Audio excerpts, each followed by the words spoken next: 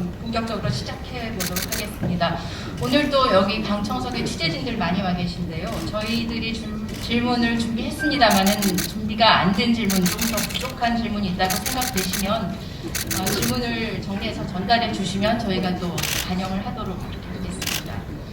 장관님 어제 대정부 질문에서 백신 스와프를 상당히 진지하게 협의하고 있다 이렇게 밝혔습니다. 근데 질병관리청은 아직까지는 성과가 없다라고도 얘기를 했는데요. 과연 현실성이 얼마나 있다고 봐야 되는 걸까요? 미국과 진지한 협의는 하고 있습니다. 다만 미국도 국내 사정이 아직도 매우 어렵다는 입장을 저희한테 설명을 하고 있습니다. 그 결과를 예단하기는 어렵습니다만 미국은 분명 여러 가지 집단 면역을 이루어야 되겠다는 계획을 갖고 있습니다. 그리고 그 집단 면역을 이루기 위한 국내 백신 비축분이 여유가 없다는 입장은 저희들한테 설명하고 있습니다.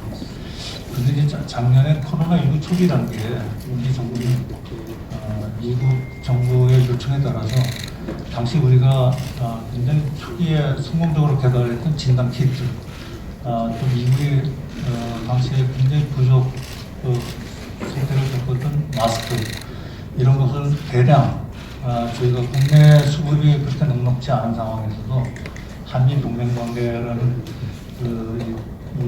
양국 간의 특별한 관계를 감안해서 미국에 직접 공수해 준 적이 있습니다. 그러한 사정을 미처 설명하고 어려울 때의 친구가 진정한 친구라는 성을 미처 되게 강조하고 있습니다. 미국이 상당히 우리나라에 대해서는 작년에 우리가 보여줬던 그런 연대 정신에 입각해서 현재 우리가 좀 겪고 있는 백신에서의 어려움을 도와줄 수 있기를 저는 희망합니다. 그 수학은 이제 등가 교환 주고받기가 될 텐데 진단키트 마스크와 백신이 수학이 등가가 될지 모르겠네요. 백신을 받으려면 아무래도 뭔가를 거기에 걸맞는 걸 미국에 줘야 할 것 같아요. 근데 어제 장관께서는 정치와 외교는 디커플링이라고 말씀하셨습니다. 그런데 일본은 이번에 스가 총리가 미일 정상회담을 하면서 화이자 대만 카드를 쓰면서 중국 견제 대만 카드를 쓰면서 화이자를 대거 확보했고요. 또 멕시코는 백신을 받으면서 국병 차단 이런 걸 입력하기로 한 걸로 알고 있습니다. 그러면 우리로서는 미국이 바라는 쿼드 가입이라든가 그것도 아니면 삼성전자 반도체 공장이라도 지어줘야 뭔가 좀 백신을 받을 수 있는 거 아니겠습니까? 네. 이 백신 스와프라고 대체롭게 말씀을 하십니다만 이게 스와프라는 개념보다는 서로 어려울 때 도와줄 수 있는 상황 이런 차원에서 미치하고 협의를 하고 있다 점을 다시 한번 말씀을 드리고요. 그 다음에 우리가 미국과 협력할 분야는 백신뿐만이 아니고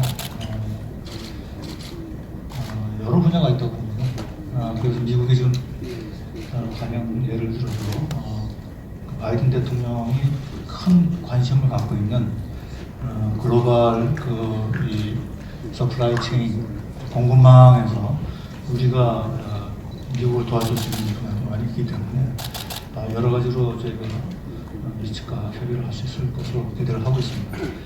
어저께 말한 이러한 이 팬데믹 상황에서의 양국 간의 협력이 양국 간의 외교적 분야에서의 논의와는 별개라는 의미에서 제가 말씀드립니다. 가령 양국 간에 지금 논의되고 있는 한미 동맹 강화라든지 또는 북한 비핵화의 문제라든지 미중 갈등 부분에 있어서의 우리의 입장이라든지 이런 것들과 백신 분야에서 협력은 저는 연관이 없다고 보고요. 일본이나 멕시코 경우에 꼭 그것 때문에 어떤 그 반대 극부가 있었다고 보지는 않습니다. 특히 그 일본 스가 총리의 이번 그 미국 방문은 굉장히 성공적인 것으로 저희가 듣고 그러한 결과를 우리로서도 굉장히 반갑게 받아들이고 있습니다. 다만 그 백신 문제는 제가 이해하기로는 미국 정부로부터의 지원이 아니라 백신을 생산하는 유해 업체와의 협의가 있었다고 제가 이해를 하고 있습니다. 그러면 그 쿼드는 배제하신다고 이해를 하고 글로벌 스플라이 체인 관련된 반도체 공장 뭐 이런 것들은 경제적 이슈인데 그거는 뭐 교환의 대상이 됩니까? 아니면 그것도 배제하십니까? 교환의 대상이라고 보지는 않고요. 검토는 할 수 있습니까?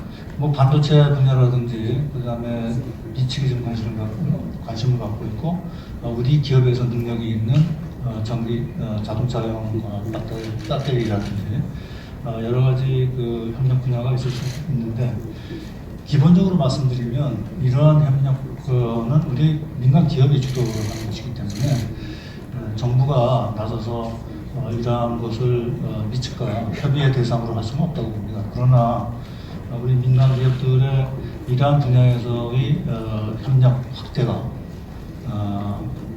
미국 그 조야로부터 한국이 지금 백신 때문에 어려움을 처해 있을 때 어떠한 도움을 줘야 되겠다 하는 여론 형성에는 상당한 도움이 되지 않을까. 반도체, 배터리 이런 걸 다 포함해서요. 그렇습니다. 예. 그럼 다음 주제로 넘어가 보겠습니다. 이건 뭐 한미 정상회담에서 또 대북 정책 문제가 빠질 수가 없을 것 같은데요. 지난번 서울에서 열린 한미 2+2 회담에서 블링컨 미 국무장관이 북한 비핵화라고 언급을 했습니다. 그런데 장관님께서는 북한 비핵화가 아니라 한반도 비핵화라고 정정하셨는데요. 미국의 인식에 문제가 있다고 보시는지 굳이 한반도 비핵화라는 용어를 쓰는 이유에 대해서 좀 설명을 해주십시오. 예, 결론부터 말씀드리면 미국도 뭐 이 용어에 대해서는 한 가지를 고집하고 있다고 보지는 않습니다. 최근에 미국의 관련 인사들의 발언 내용을 보면 한반도 비핵화, 북한 비핵화 이런 말을 혼용하고 있고요. 심지어 지난번에 2+2에 참석하기 위해서 왔던 국무 두 분도 이 문제를 서로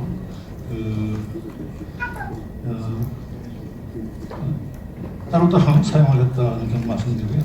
우리가 왜 이게 한반도의 완전한 비핵화라는 표현을 써야 되냐고 주장하는 이유는 우선 91년 말에, 92년 초에 발표됐습니다만 남북 간의 그 한반도 비핵화에 관한 공동선언이 있었고 그 공동선언 제1조에 그 비핵화의 그 의미를 아주 정확하게 한 7개 단어로 정리를 했습니다. 예를 들면 시행하지 않는다, 제조하지 않는다, 생산도 안 한다, 접수도 안 한다, 보유도 안 한다, 저장도 안 한다, 대비도 안 한다. 어떤 건 뭐 중복되는 표현이기도 한데요.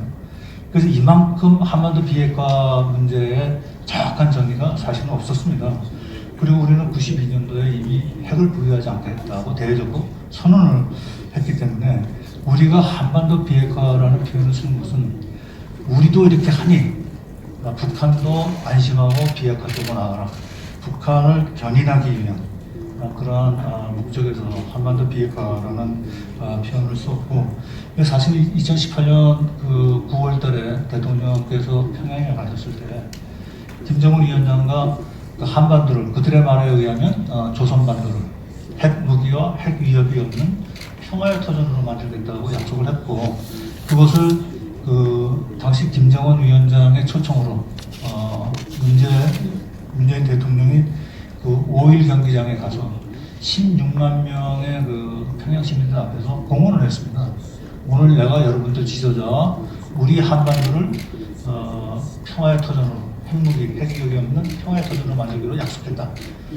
예, 그래서 저희가 볼 때는 김정은 위원장은 또 사실은 이게 당시에 북한에서는 중계가 안 됐습니다만 남북 정상회담 끝나자마자 공동 발표를 할 때 김정은 위원장이 이 얘기를 공개적으로 했습니다. 핵 위협이 없는 조선반도, 평화의 터전 이런 이야기를 자신이 했기 때문에 그 김정은 위원장으로서도 자기가 자기의 입으로 자신의 인민들 앞에서 한 약속을 지키지 않을 수가 없지 않느냐 이런 생각입니다. 그 사실은 그 국제사회에 한반도의 완전한 비핵화라는 용어를 사용하기를 제가 계속 주장을 했고 그에 있었던 그 싱가포르 정상회담에서도 미국도 이것을 공식문제 한반도의 완전한 비핵화라는 표현을 썼기 때문에 이번에도 제가 미치게다가 표현은 가급적 그렇게 해주는 게 좋겠다라는 입장은 분명히 전달했습니다.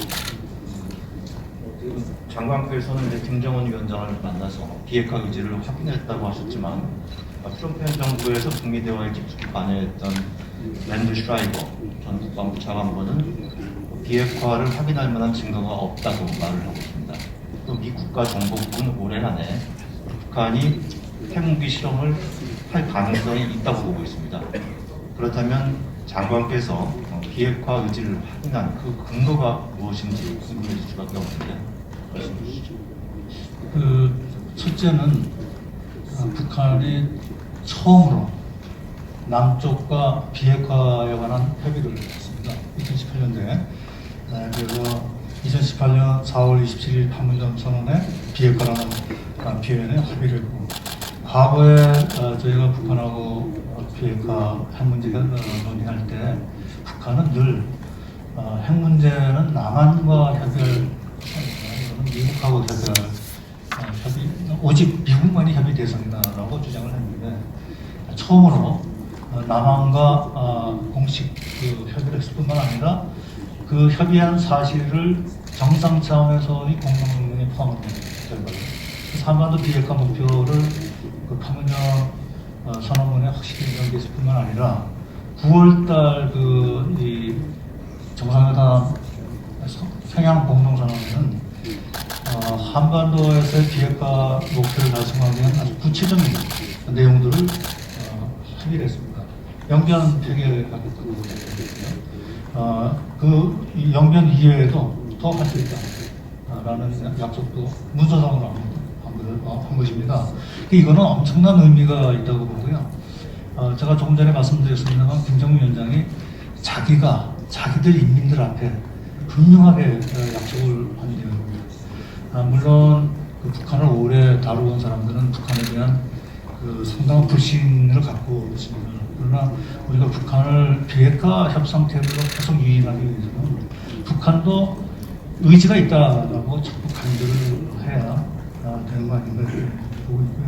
또 한 가지 제가 지적하고 싶은 것은 2018년 2019년이죠. 하노이에서 회담이 결렬된 이후에도 그 북한이 약속한 모라토리움을 계속 유지하고 있는 겁니다.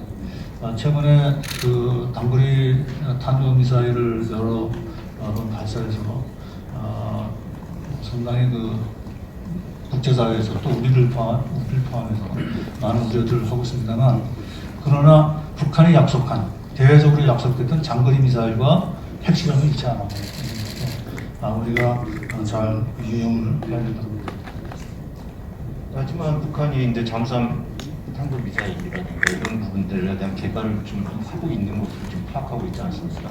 그러니까 뭐 국제상의 그 문서상의 합의야 국제적으로 봤을 때 애플이 되었는데 그것을 저희가 지나치게 부각시켜서 낙관적으로 해석하기보다는 그것에 따른 행동이 분명히 따를 때 그거에 대해서 정부가 판단을 하고 그러는 게 오히려 맞지 않겠습니까? 지금 너무 낙관적으로 해석을 해서 이런 문제가 발생한 거 아닐까요? 네, 뭐 낙관적으로만 보고 있지는 않습니다. 우리 용수 사임 기자님 지적처럼 정부도 상당히 큰 우려를 가지고 북한의 무기 개발 상황을 제기하고 또 거기에 대응할 수 있는 우리의 대응 능력 개발에도 많은 투자를 하고 있습니다. 그리고 가능하면 북한이 그러한 불필요한 분야에 투자하지 말고 남북 간의 협력 또는 미국과의 비핵화 협상 테이블에 저기에 국제적으로 계속 노력해 나가는 것입니다. 말씀하신 대응이라는 게 구체적으로 어떤 거예요? 특히 한미 간의 그런 움직임이라든가 그런 대응이 이루어지고 있습니까? 그 한미 간은 물론 비밀 공조를 하고 있습니다. 모든 정조의 내용이 어떤 거? 공조의 내용을 다 뭐 군사적 상황이기 때문에 다 공개는 못하겠습니다만 한미 간의 연합 방어에서는 확고하게 유지를 하고 있다고 보고요. 또 우리 자체적으로 상당한 그 노력들을 하고 있습니다. 예를 들면 제가 시간을 주시면 조금 더 말씀을 드렸으면 좋겠는데 너무 시간을 많이 뺏는 것 같아서 간단히 좀 말씀을 드리면 사실 그 문재인 정부의 그 안보 닥터린이라고 한다면 일반적으로는 다 평화 쪽에만 그 방점을 두고 있는 것이 아니냐 이렇게들 보고 계신데 사실은 제가 문재인 대통령의 그 안보 닥트린을 설명을 저도록 하라고 한다면 평화와 힘입니다.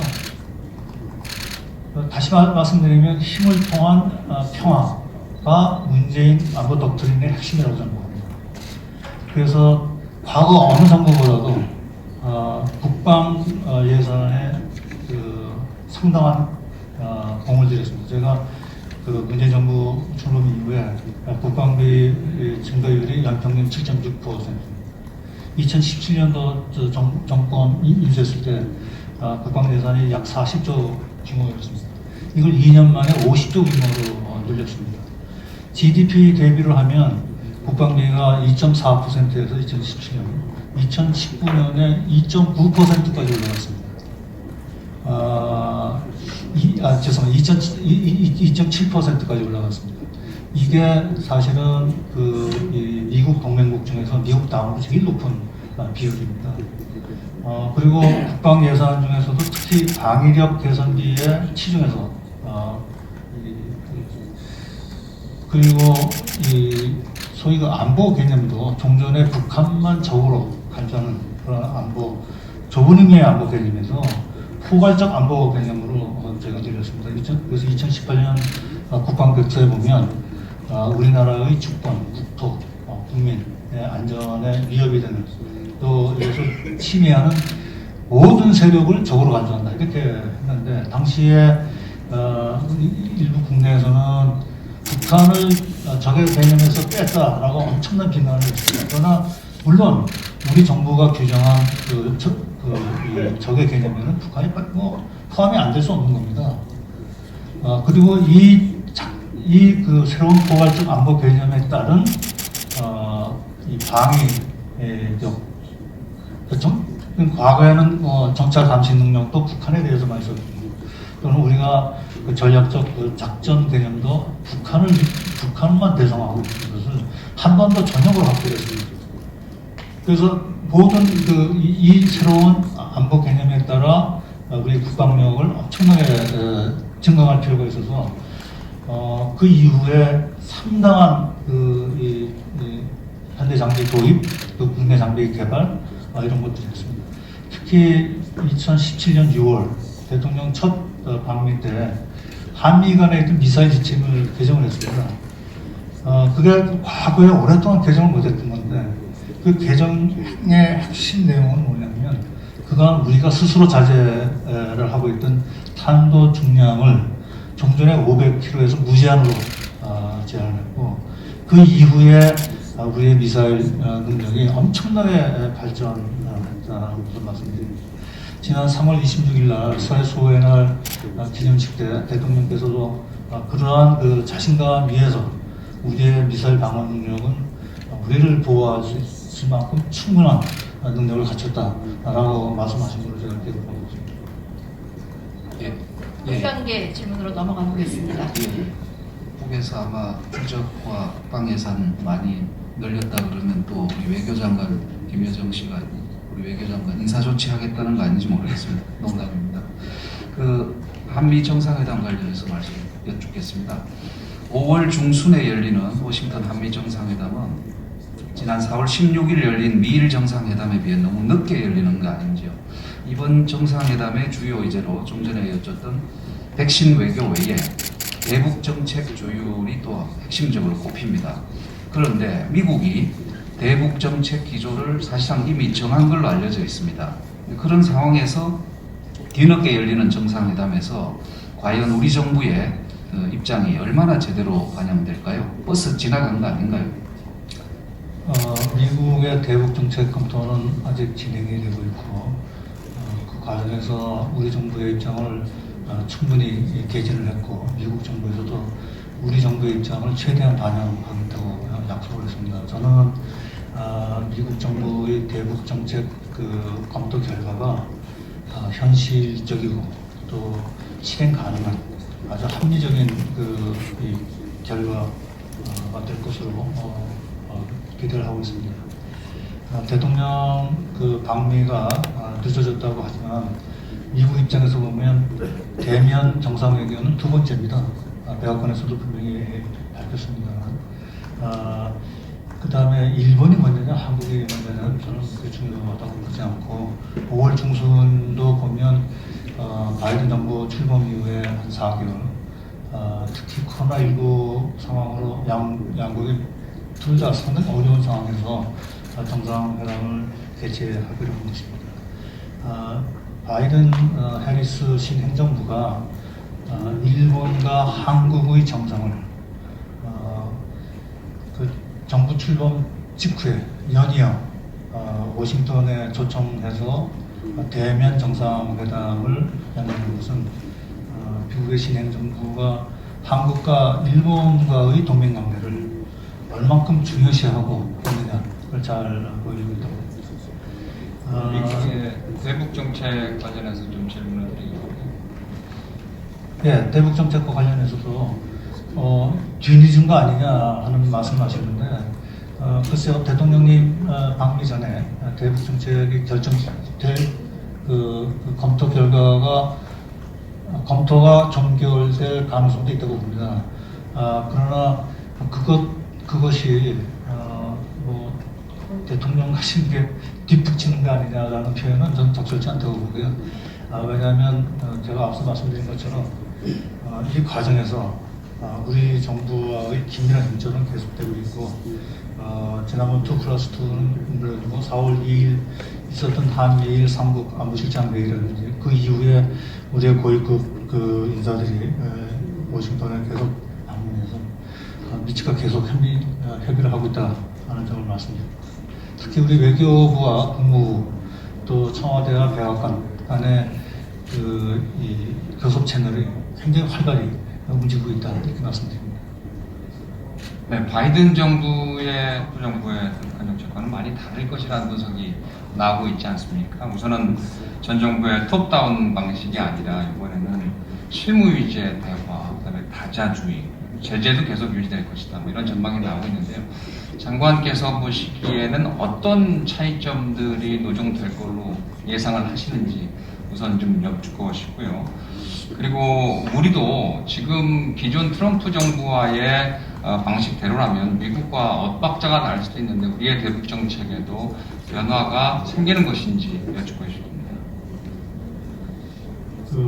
기본적으로는 미국의 역대 대북 정책에 그 기조에 큰 변화는 없었다고 봅니다. 특히 북한과의 여러 가지 문제를 대화를 통해서 해결해야 된다. 평화적으로 해결해야 된다. 하는 큰 원칙에는 뭐 과거 트럼프 정부나 또 바이든 정부나 앞으로 그 이후에 그때까지 문제가 해결되지 않을 경우에는 그 이후에 쓸 행정부에서도 그 기존을 유지될 것으로 봅니다. 그런 목표를 어떻게 달성하느냐 하는 그 방식에 있어서 톱다운이냐 바텀업이냐 하는 것은 저는 그게 크게 문제되지 않는다고 봅니다. 왜냐하면 톱다운이라는 거 하더라도 그 바텀업 그 어프로치하고 같이 되지 않으면 결국은 이 성과가 없게 마련이기 때문에 그것이 중요한 것은 아니라고 보고요. 기본적으로 대화를 통해서 문제를 평화적으로 해결할 수 있느냐 하는 그 의지가 확실히 있느냐 그 여부가 가장 중요하다고 보는데 거기에 있어서는 뭐 전혀 제가 보기에는 이 변화가 없다고 봅니다. 다자주의 이 원칙은 사실은 북핵 문제 해결과는 조금 좀 거리가 있다고 봅니다. 왜냐하면 북한이 아직도 핵 문제만큼은 미국으로부터 미국과의 대화를 통해서 미국으로부터 자기들 체제 안전에 대한 확실한 보장을 받아야만 핵을 포기하겠다 하는 입장이 워낙 강하고 또 미국도 그런 북측의 의사를 잘 파악하고 있기 때문에 우선은 북미 양국 간에 그 협상을 재개하는 것이 굉장히 중요하다 하는 점을 미국도 잘 이해를 하고 있는 줄 알고 있습니다.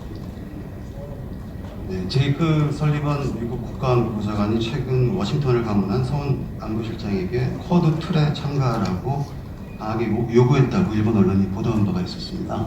물론 청와대는 부인했고요. 이 제안의 진실이 무엇입니까? 그 제안이 없었다는 게 진실입니다. 청와대에서 이미 해명을 했고요. 그 일본 언론 보도가 가끔 보면 좀 앞서가는 보도를 많이 하는 것 같아요.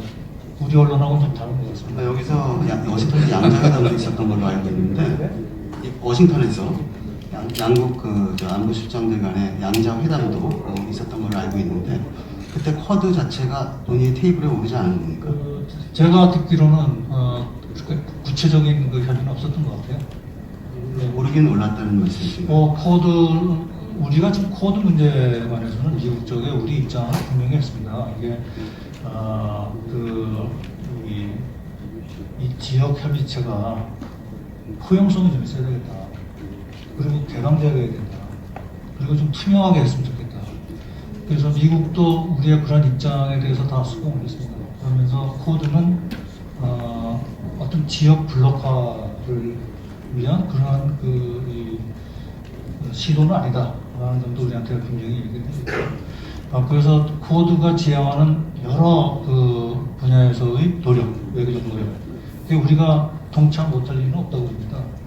그래서 이 분야에 따라서는 우리가 충분히 코드와 협력을 할 수 있다고 봅니다. 다만 코드에 참여하느냐 하는 것은 또 별개의 문제이기 때문에 그때는 우리가 좀 더 우리가 처해 있는 지정학적 위치도 있고 하기 때문에 좀 더 신중하게. 맞아요. 이번 5월 한미 정상회담에서 혹시 바이든 대통령이 직접 문재인 대통령에게 쿼드 참가를 요구한다면 어떤 답변을? 그래서 어떠한 가능성도 저희가 현 단계에서 배제할 수는 없습니다만 그런 상황은 일어나지 않을 것 같고요. 한미 정상회담의 정상회담의 의제라는 것은 상당히 포괄적으로 저희가 정합니다. 그러나 정상회담에서 양 정상은 자기들이 원하는 이슈가 있으면 정치 지도자들 간의 만남이기 때문에 모든 이야기를 할 수 있다고 봅니다. 그러나 저희가 실무적으로 정상회담 준비할 때는 양국 동맹관계의 발전, 한반도 문제, 그 다음에 기후변화 등 글로벌 이슈에서의 협력, 이렇게 크게 의제를 정하는 거지, 코드, 백신, 이렇게 세부적인 안을 넣는 건 아니거든요. 그러나 여러 가지 이슈들이 정상들이 자기들이 제기하고 싶은 것들은 자유롭게 제기할 수 있다 이렇게 봅니다. 쿼드 노력에는 동참을 하는데 참여는 별개다. 그럼 외교부 장관의 입장에서는 우리가 참여를 하게 되는 어떤 변수, 외교적인 변수가 어떤 게 있다고 보십니까? 이런 경우에는 우리가 참여할 수밖에 없다라고 생각하시는 그런 상황이 있을 수 있지 않을까 싶은데요. 코드가 제가 말씀드린 대로 포용적이고 이게 어느 특정 국가를 배제하지 않는다. 그 다음에 그게 이제 제일 중요한 기준이 될 것 같고요. 그 다음에 이게 개방적이라는 말, 거기 같은 말인데, 그렇다면 우리가 검토를 할 수 있다고 봅니다.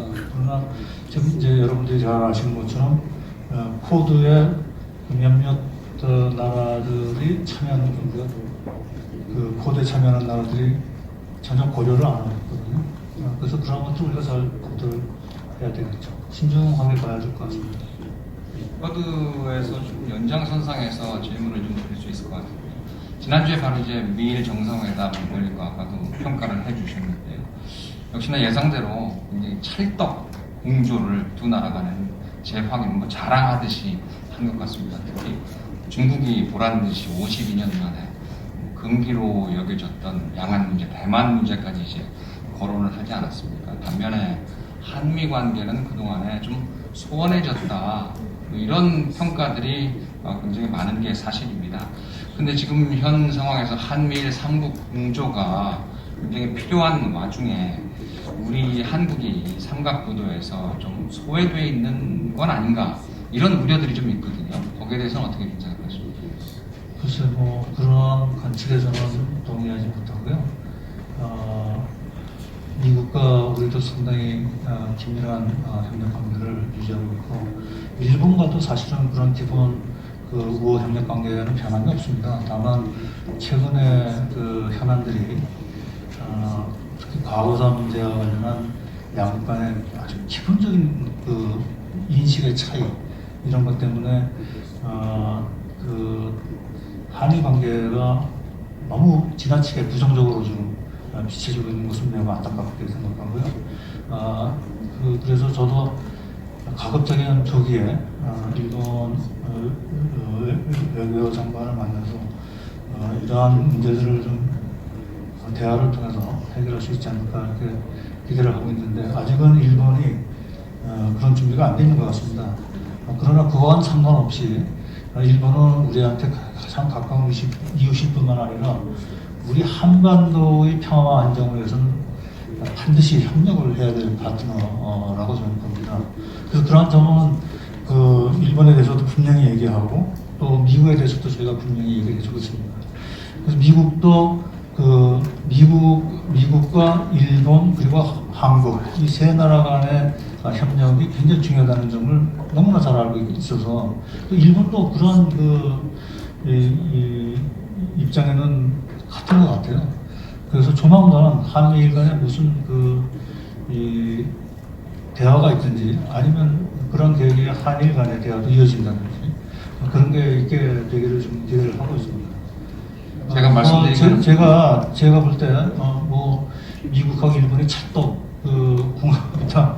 그래서 한국은 여기서 좀 도외시되고 있는 거 아니냐 하는 그런 우려는 저는 뭐 전혀 근거 없다고 보고요. 뭐 우리도 그 블링켄 오스틴 장관 다녀갔고 저와 블링켄 간에도 상당히 긴밀하게 서로 뭐 호스트네임 불러가면서 친밀한 관계를 유지하고 있고요. 또 우리 대통령께서 두 번째로 또 워싱턴에 가시고 한미 간의 이 긴밀한 동맹 관계, 소위 미국이 표현하는 그 소위 철통 같은 동맹 관계 전혀 흔들림이 없다는 점을 우리 말씀드립니다. 최근에 백악관에서 그 삼성전자들을 불러가지고 반도체 회의를 열었습니다. 거기서 바이든 미국 대통령 메모리 반도체 웨이퍼를 들고 이렇게 흔들면서 미국의 각 전자 회사들이 많이 투자하라 이런 압박을 했는데요. 최근에 중국도 한국을 향해 가지고 중국의 최대 고객 자국이 한국 반도체 최대 고객이니까 공급망을 유지하라 이렇게 압박을 하고 있는 상황인데 반도체를 놓고 미중 패권 경쟁이 굉장히 격화되고 있는데 우리 정부의 반도체 외교가 잘 보이지 않는다 이런 지적들이 있었습니다. 이런 지적들에 대해서 어떻게 하시고 우리 외교도 K 반도체를 지킬 만한 어떤 외교적 대안 같은 게 있는지 말씀해 주십시오. 외교부 소환 사항은 아닙니다만 제가 알기로는 우리 주요 기업들이 말씀하신 반도체뿐만 아니라 자동차용 배터리 분야 이런 데서 상당한 역량을 갖추고 있기 때문에 기업 차원에서 매우 현명한 판단들을 할 것으로 저는 기대를 하고 있고 정부는 그러한 기업 활동을 적극적으로 지원할 겁니다. 정부가 나서서 특정 기업의 이러이러한 분야에서 특정과 더 협력을 해라 이렇게 할 수는 없다고 보고요. 우리 기업들이 매우 현명한 판단을 하고 있다고 보고 제가 듣기에는 이미 상당 규모의 대미 투자 이런 것들을 구상들을 하고 있는 것 같습니다. 아직 확정은 안 되겠지만 그런 것을 정부가 나서서 이래라 저래라 할 수는 없다고 봅니다. 그런 이러한 우리 기업과 우리 기업들의 미국과의 경제 협력 이런 것들이 물론 그러나 한미 관계를 개선하는 데 상당한 도움을 줄 것이라는 점은 분명하다고 봅니다.